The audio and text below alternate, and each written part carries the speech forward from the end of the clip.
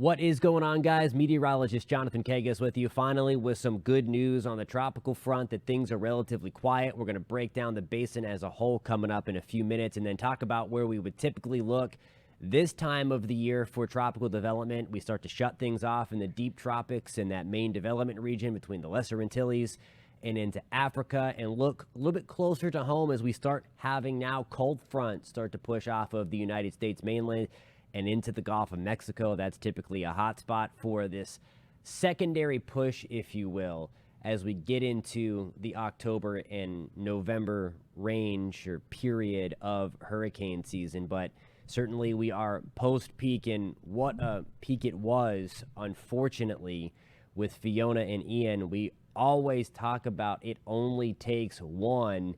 And unfortunately, we got two very high impact storms there right at the end of the peak of the season, of course, with Fiona impacting Puerto Rico, the Dominican Republic, and the Cayman Islands. And then, of course, Ian just rolling through Florida, causing so much devastation in terms of the wind in southwest Florida, and then the flooding through central Florida, and then into South Carolina as well.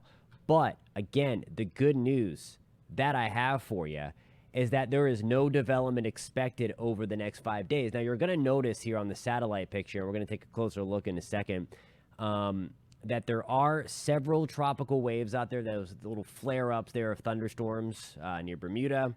Then we have a couple closer to Africa.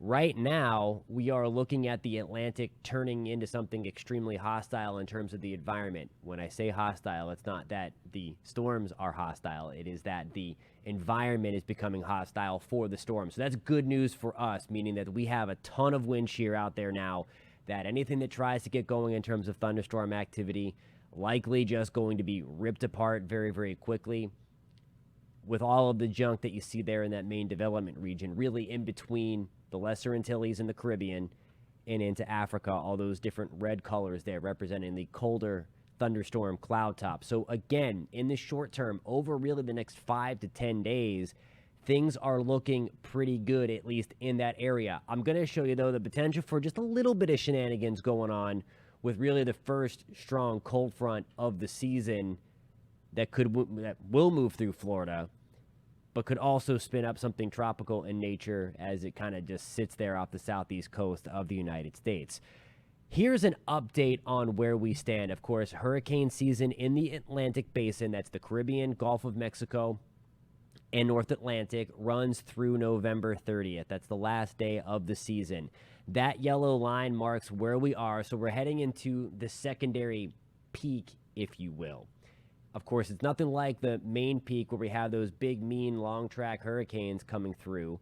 But this is the part of the season now we start to look for those homegrown storms. And what I mean by that is it's storms that really develop off of cold fronts now that move out over the warm waters of the Gulf of Mexico. They kind of sit there for a few days and then develop these tropical systems. That's in the realm of possibilities over the next 5 to 10 days, but deep tropically, looks like shutting things down for the season. And then also we look towards the Western Caribbean. So any of these waves, these tropical waves that get in there, the water is still extremely warm, as we saw with how quickly Ian intensified once it kind of pivoted around Jamaica and the Cayman Islands.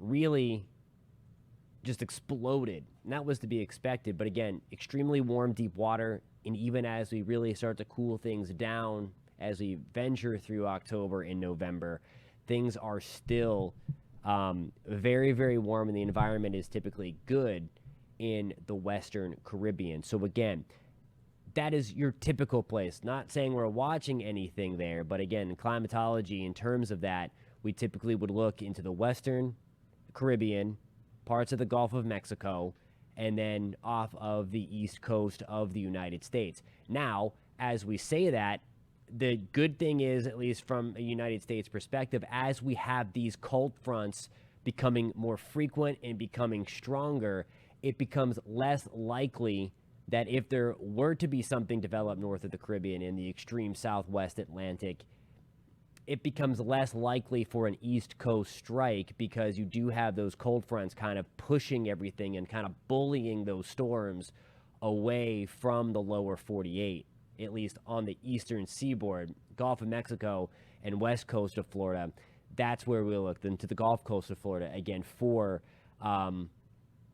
any kind of potential strikes when things get there, as get the westerlies to crank up more and kind of force things up out of the Caribbean and then into the west coast, the Gulf Coast of Florida. All right, so I'm going to show you the vorticity, as it's known meteorologically here, the spin in the low to mid levels of the atmosphere. And it's really one of the things you look for in terms of, okay, do we have something developing? Do we have that low level spin starting to develop? And the good news here, at least in the short term, that the model is not really biting on anything here as we look through October 16th. Nothing really showing up. Now, I want to show you this. See that little kind of swirl there? You may have caught that swirl north of Puerto Rico, and that just goes to show how hostile the environment is. It was just light green, light yellow, so some weak spin being detected by the model forecast here. We're going to fast forward, though, out to the 23rd of October. This is early in the morning at 9 o'clock. And for the last several months here, the European model has been biting on something to develop off of that cold front, whether it be in the Gulf of Mexico or in the extreme southwest Atlantic off of the southeast coast of the United States. So I want to draw your attention to that kind of area of red, that red ball, if you will, off of Cape Hatteras, off of the outer banks of North Carolina and the Carolina coast.